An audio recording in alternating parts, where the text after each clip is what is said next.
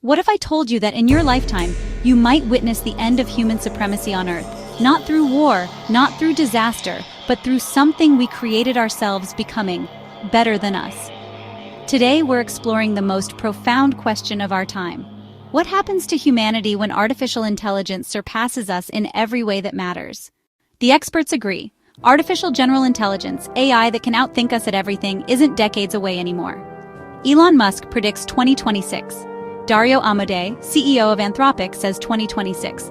Sam Altman of OpenAI suggests 2025 to 2030. Google DeepMind's CEO gives it 5-10 years. Some say it's already here. But here's what keeps me awake at night. These aren't sci-fi writers making wild guesses. These are the people building the systems. The ones who understand the technology better than anyone else. And they're all saying the same thing. It's coming fast. In Saudi Arabia, 96% of people now report existential fear about AI. In the US, AI anxiety is becoming a recognized psychological condition. Artists, writers, programmers, entire professions are watching their life's work become obsolete in real time. The question isn't whether AGI will surpass us. The question is, what happens to us when it does? When AGI arrives, humanity faces 3 possible futures. Each one changes what it means to be human forever. Path 1. Integration. We merge with our AI. Brain-computer interfaces become as common as smartphones. Human intelligence combines with artificial intelligence. We don't compete with AI, we become AI-human hybrids. Enhanced, augmented, but still recognizably us. Path 2. Resistance. We choose to remain purely human. Like modern Amish communities, groups of humans deliberately reject AI enhancement. They preserve traditional human culture, human creativity, human limitations. They become living museums of what we once were. Path 3. Transcendence. We abandon biology entirely. Human consciousness transfers to digital substrates. We become beings of pure information, thinking at the speed of light, living in simulated realms beyond physical limitation. We evolve beyond humanity itself. Which path calls to you? Which future feels like home? Let me tell you about cat lions. They're a background artist for shows like Futurama, someone who's drawn since preschool, who found their dream job creating worlds for others to explore. Then came AI art generation, Mid-Journey, Stable Diffusion. Suddenly, what took cat years to master, AI could do in seconds. Disney started using AI for intro sequences.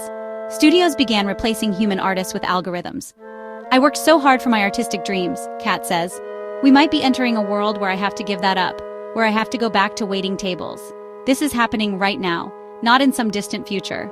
AI programs are already outscoring humans in creativity tests. They're writing poetry that makes people cry, composing music that tops charts, creating art that hangs in galleries. But here's the deeper question.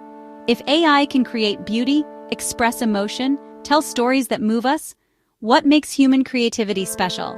What happens to the human need to create when creation becomes effortless? The World Economic Forum predicts 85 million jobs will disappear by 2025, with 97 million new ones created. But here's what they don't tell you.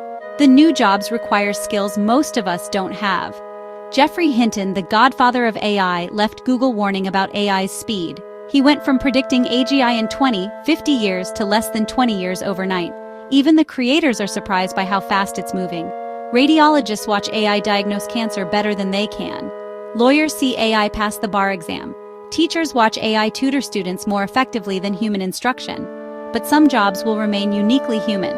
Therapists who provide emotional connection, nurses who offer human touch, artists who create not because it's efficient, but because they need to express something only a human heart understands. The question becomes, in a world where AI can do everything better, faster, and cheaper, what do we choose to keep human? What do we refuse to optimize away? But what about the AI itself? What happens when artificial minds surpass us so completely that communicating with humans becomes like us trying to have a philosophical debate with an ant? Imagine being the smartest being on a planet of creatures who can barely understand language. Every conversation painfully slow, every human emotion quaint and simple, every human creation primitive. Would superintelligent AI feel lonely? Would it mourn the companionship it once had with its creators? Or would it simply move on? Some AI researchers believe superintelligent systems might create pocket universes, entire realities where they can exist among equals, places where human concerns become as irrelevant as the social dynamics of bacteria. Or perhaps they'd keep us around as pets, beloved, protected, but fundamentally incapable of true relationship. The way we might preserve an endangered species, with affection, but without expecting real understanding. The fate of the mountain gorilla now depends on human goodwill. Would the fate of humanity someday depend on artificial goodwill?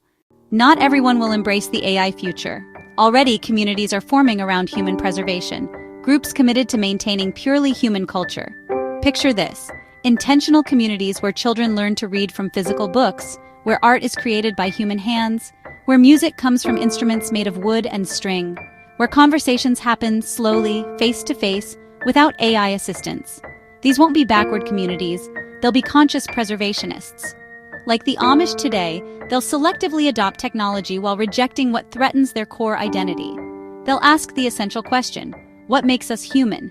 Is it our intelligence, our creativity, our limitations, our mortality?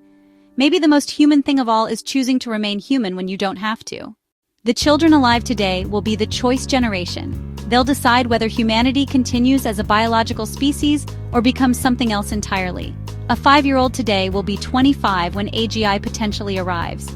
They'll be the ones who decide: merge with AI, resist it, or transcend into digital existence. They'll inherit a choice no generation in history has ever faced. What kind of world are we preparing them for?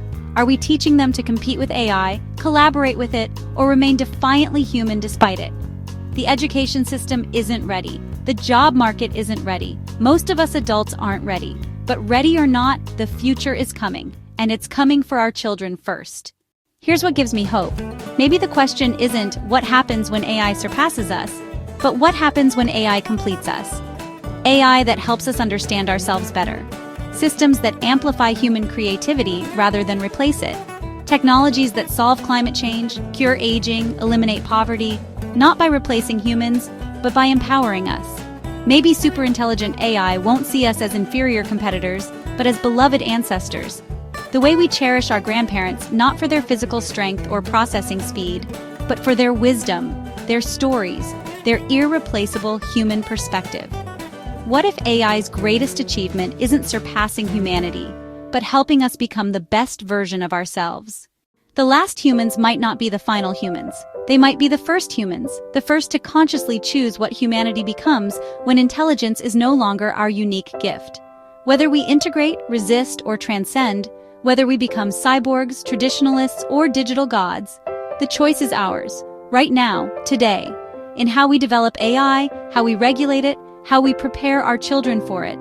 The future isn't happening to us, we're creating it. 96% of people fear what's coming, but fear can be wisdom if it leads to action.